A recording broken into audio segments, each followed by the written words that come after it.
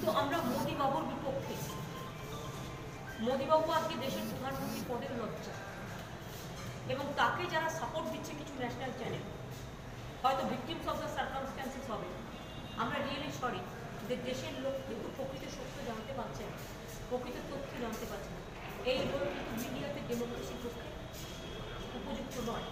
আমি এখনো মনে করি আমি এর জন্য যদি আমাকে যা ইচ্ছে শাস্তি দিতে পারে, আমি একজন সাধারণ নাগরিক হিসেবে আমার কথা বলার অধিকার আছে।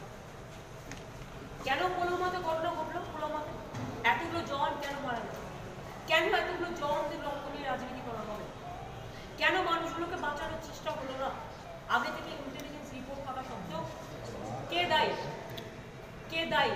জওয়ানদের রক্ত দিয়ে কেউ নির্বাচনে ভোটে জিতবে, এটা কিন্তু হওয়া যাবে না। জওয়ানদের রক্ত দেশের জন্য, জওয়ানরা দেশের জন্য কাজ করে, তারা কখনো রাজনীতি করে না। আর জওয়ানদের রক্ত নিয়ে যারা রাজনীতি করছে, আমি তাদের কন্ডেম করি।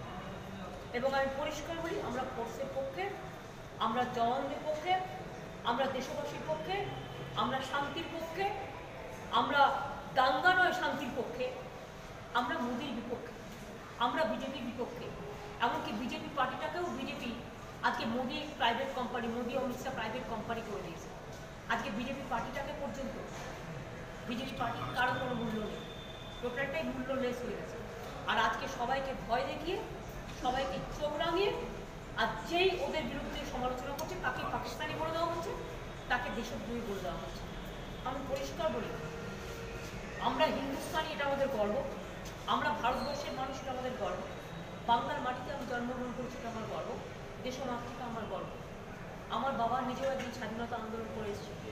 আমি দেশপ্রেমিকের শিক্ষা তাদের নেবো না যারা গান্ধীজিকে খুঁজছে। দিদি, বলা হচ্ছে সেনাবাহিনী